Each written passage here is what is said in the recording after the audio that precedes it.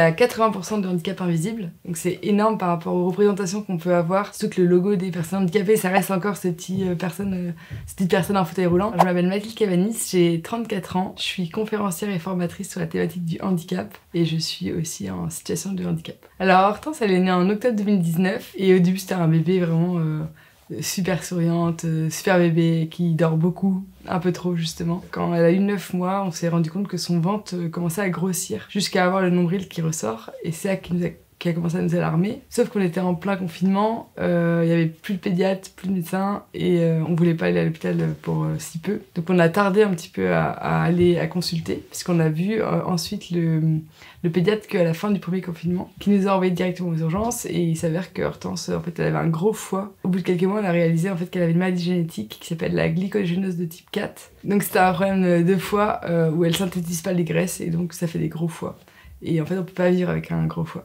Donc du coup, on avait comme seule option la greffe de foie. Alors on a été hyper chanceux dans notre malheur, c'est que ça a été très rapide parce qu'on est arrivé à l'hôpital en juillet 2020. En novembre 2020, elle était greffée. Entre-temps, il y a eu un autre confinement et qui disait qu'il n'y avait plus de donneurs. En fait, il n'y avait plus de greffons disponibles à cause du fait qu'il n'y avait plus d'accidents sur la route. Et donc c'était très bien d'un côté, mais pour toutes les personnes en attente de greffe, c'était assez problématique puisqu'on attendait des greffons qui n'arrivaient pas. Alors qu'en France, c'est pas forcément ce qui est privilégié, le don le don vivant entre parents.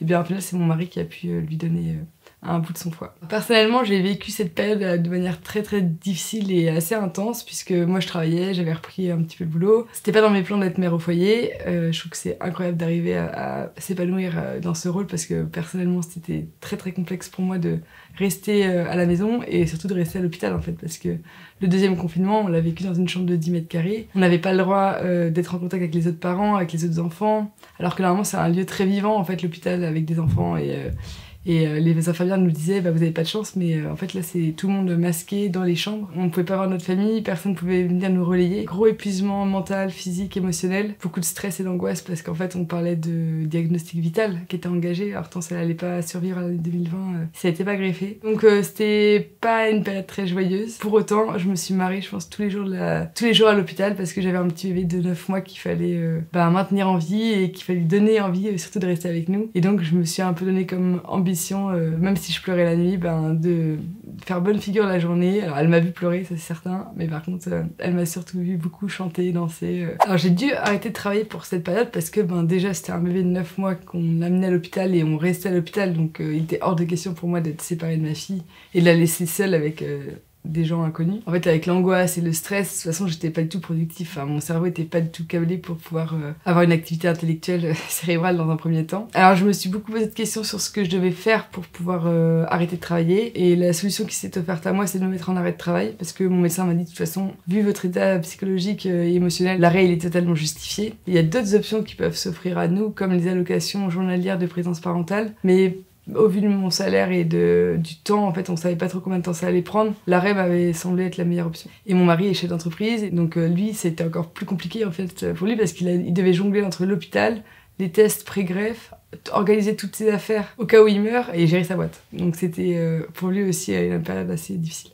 J'ai eu beaucoup de chance parce que mon entreprise elle était très bienveillante et je travaillais à la mission handicap de cette entreprise et on gérait les aidants familiaux. Mes boss étaient vraiment sensibilisés à la question du handicap et de l'aidance, de la maladie. Donc c'est vrai que j'ai tout de suite été très transparente avec eux et en fait c'était trop chouette parce que donc j'étais dans une entreprise qui avait une politique d'aidance pour les aidants familiaux et donc j'ai pu bénéficier de chèques CESU pour financer de l'aide ménagère. J'ai eu 3 mois de don de jour, ce qui est quand même assez chouette parce que là j'étais pas en arrêt de travail, c'était vraiment des collaborateurs qui avaient donné leur congé pour que je puisse moi rester à l'hôpital pendant les 3 mois avec mon enfant. Et ça c'était vraiment un soulagement parce que quand on se retrouve avec une perte de salaire c'est la double peine un petit peu en tant qu'aidant. Et après 1 an et demi d'arrêt je leur ai dit que même si je pouvais retravailler, je reviendrais pas travailler parce que ça me paraissait trop difficile de revenir à un endroit où ils m'avaient connue sans être maman, sans avoir les problématiques de santé et j'avais du mal à projeter en fait en étant en CDI dans une boîte avec tous les problèmes médicaux qu'il fallait gérer à côté. Un aidant familial, c'est vraiment le fait d'aider bénévolement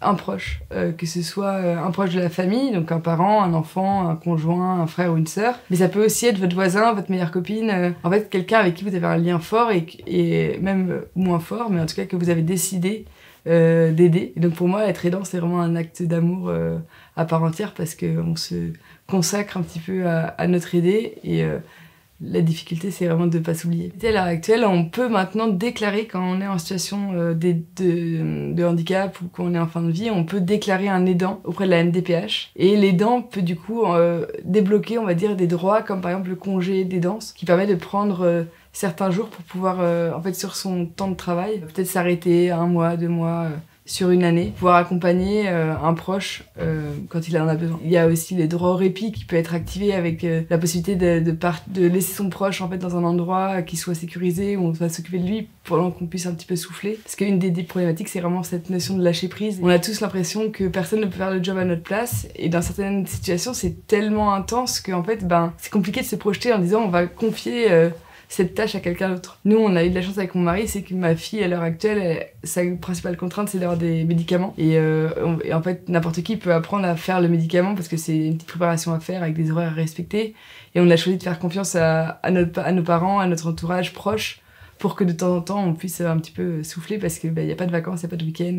C'est tous les jours de l'année jusqu'à la fin de sa vie, elle devrait prendre ces médicaments-là. Mais il y a des situations où c'est compliqué de demander aux proches, où des fois les proches sont eux-mêmes aidants d'autres proches et ils ont aussi eux besoin de souffler. Et donc on peut se reposer sur certaines associations qui proposent soit de la garde de personnes handicapées, de personnes malades, soit maintenant il y a même à Lyon un établissement où on peut venir avec son aidé et loger dans cet établissement pour pouvoir un peu souffler parce qu'on est en vacances en fait un peu avec son aidé, mais quelqu'un d'autre gère la logistique et ça peut faire du bien parce que des fois le rôle aussi aidant-aidé il peut être épuisant et on peut passer à côté des bons moments parce qu'il y a trop de logistique, trop de stress, trop de charge mentale. J'accompagne beaucoup de clients sur cette thématique de comment est-ce qu'on prend en compte les salariés aidants. Un salarié sur 4 qui sera aidant d'ici 2030. Donc forcément, les entreprises doivent s'emparer du sujet. Il faut savoir déjà qu'il y a 80% de handicap invisible. Donc c'est énorme par rapport aux représentations qu'on peut avoir. Surtout que le logo des personnes handicapées, ça reste encore ces petites personnes en fauteuil roulant. Et la personne, elle semble être en bonne santé, mais au final,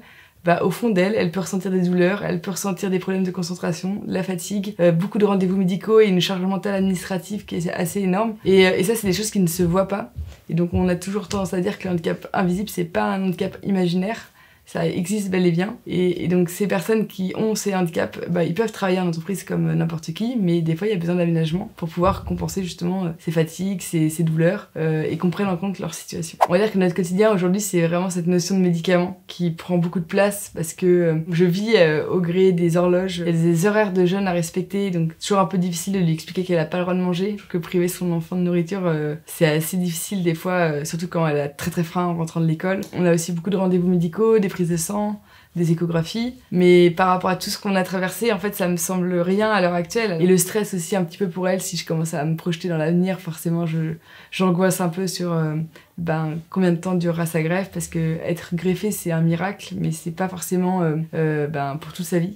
Surtout qu'elle a été greffée quand même à l'âge d'1 an, donc très très jeune. Donc on s'attend et on se prépare à ce qu'il y en ait au moins une deuxième quand elle sera plus grande, et je pense qu'elle aura les clés pour gérer ça, mais on vit un peu au jour le jour. Hortense aujourd'hui, c'est une petite fille pleine de vie, elle a 5 ans, on vient de fêter son 5e anniversaire, et c'est vrai qu'elle va à l'école, elle fait du karaté et de la danse. On parle régulièrement de sa situation parce qu'elle a une grande cicatrice sur le ventre et elle a ses médicaments que son frère n'a pas. Et donc c'est vrai qu'elle pose beaucoup de questions, et puis plus elle formalise aussi, elle arrive à poser des questions vraiment très précises. Et donc là, c'est vrai que c'est assez agréable de pouvoir lui expliquer. On a un livre photo avec toutes les photos de la greffe aussi qu'elle peut consulter quand elle veut. Et pour moi, c'est important qu'elle soit au courant de son histoire et qu'elle soit fière aussi de qui elle est et de ce par quoi elle a traversé parce que c'est notre petite guerrière.